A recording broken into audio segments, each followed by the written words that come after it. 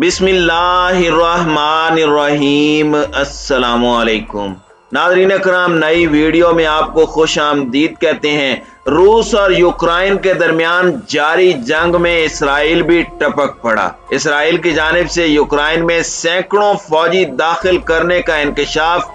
America के कहने पर इसराइल ने भारी असला अलान रूस के खिलाफ यूक्रेन में उतार दिया, जबकि इसराइल को जवाब देने के लिए शाम से रूसी अफवाज ने बड़ी कार्रवाई का ऐलान कर दिया।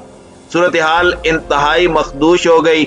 वीडियो की तफसील में जाने से पहले चैनल पर नए आने वाले दोस्तों से गुजारिश है कि हमारे चैनल को सब्सक्राइब कर लें, बेल आइकन पर क्लिक कर लें, ऑल नोटिफिकेशंस को ऑन कर लें ताकि हमारी नई आने वाली वीडियोस आपको बर वक्त मिल सकें। नाज़रीन कराम, इसराइल ने रूस को नीचा दिखाने के लिए लाखों डॉलर की इमदाद, हसास मिलिट्री हार्डवेयर और 2 दर्जन डॉक्टर्स और सर्जनों समेत तिब्बी अमला यूक्रेनी दारुल हुकूमत कीव रवाना कर दिया है।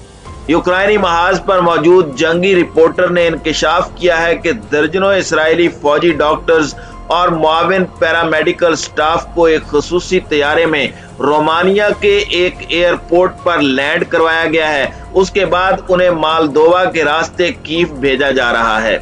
आलमी ज़राए अबलाग का कहना है कि इसराइल वाशिंगटन की ख्वाहिश के मुताबिक अब तक यूक्रेन को 100 टन तिब्बी इमदाद भेज चुका है, जबकि इसराइली असला, मिलिट्री हार्डवेयर और फौजी डॉक्टर्स को मशरकी यूरोपीय ममालिक के रास्ते यूक्रेन भेजा जा रहा है।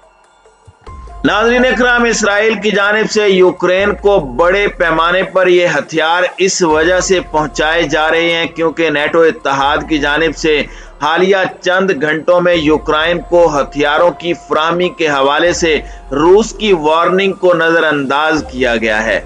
रूस की फौज जो कि शाम में तैनात है, उन्होंने रूस की जानिब से किए जाने वाले इस इकदाम पर उसे निशाना बनाने और उसको सबक सिखाने का फैसला किया है। इसराइल जो कि बिल्कुल शाम के पास है और इसराइली फौज की जानिब से शाम में मुजाहिदीन के ठिकानों को निशाना बनाने का सिलसिला बड़े अरसे से जारी है, लेकिन अब यूं लग रहा है जैसे फलस्तीनियों को ईरानी हिमायत याफ्ता प्रॉक्सीज के अलावा अब रूस की मदद भी हासिल होने वाली है, क्योंकि पहले भी इसराइल के मामले में रूसी सदर व्लादिमीर पुतिन का मौक़िफ़ बिल्कुल दो टोक और वाज़ेह है कि गोलान की पहाड़ियों पर इसराइल के तसल्लुत को तस्लीम नहीं किया जाएगा और इसराइल एक नाजायज रियासत है और उसने फलस्तीनियों की सरजमीन पर कब्जा किया हुआ है।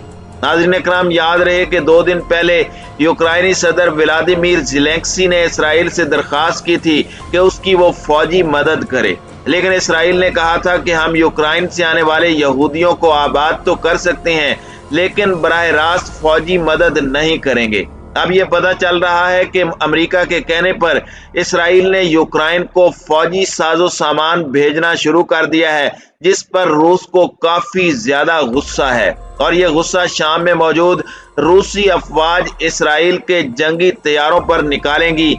आने वाले दिनों में आपको कुछ ऐसी खबरें मिल सकती हैं कि जिसमें आपको पता चलेगा कि रूस के एयर डिफेंस सिस्टम ने इसराइली तैयारों को शाम में मार गिराया है। अगर ऐसा हो जाता है तो फिर फलस्तीनियों के लिए एक बहुत बड़ी मुश्किल हल हो जाएगी, क्योंकि दुश्मन का दुश्मन आपका दोस्त होता है। इसमें कोई शक नहीं कि अल्लाह रब्बुल इज्जत ने मजलूम फलस्तीनियों की सदा भी सुननी है और फलस्तीन की आज़ादी के लिए ऐसे हालात भी पैदा करने हैं कि जिससे बड़ी ताकतें न सिर्फ इसराइल को लगाम डालेंगी बल्कि मजलूम फलस्तीनियों को इसराइलियों के मजालिम से छुटकारा भी मिल जाएगा।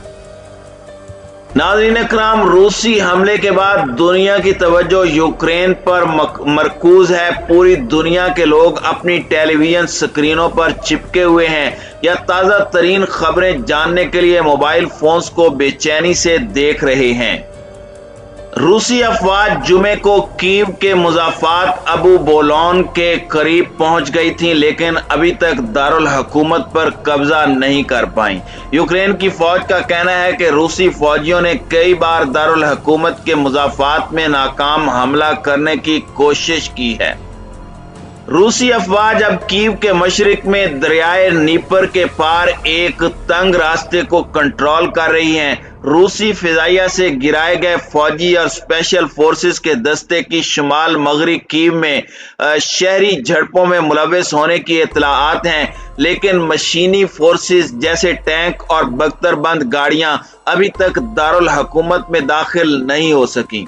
एतवार के रोज शहर की सड़कों पर नाम नेहाद सबोताज करने वाले गिरोहों के साथ झड़पों की इत्तलाआत मौसूल हुई हैं, जबकि शहर के जुनूब में वासलिकियो में तेल के एक डिपो को निशाना बनाया है। बोचा के नवाही इलाके में एक रिहायशी ब्लॉक गोलाबारी की जद में आया है, जबकि इसके करीबी इलाके अर्पियन में शदीद लड़ाई जारी है।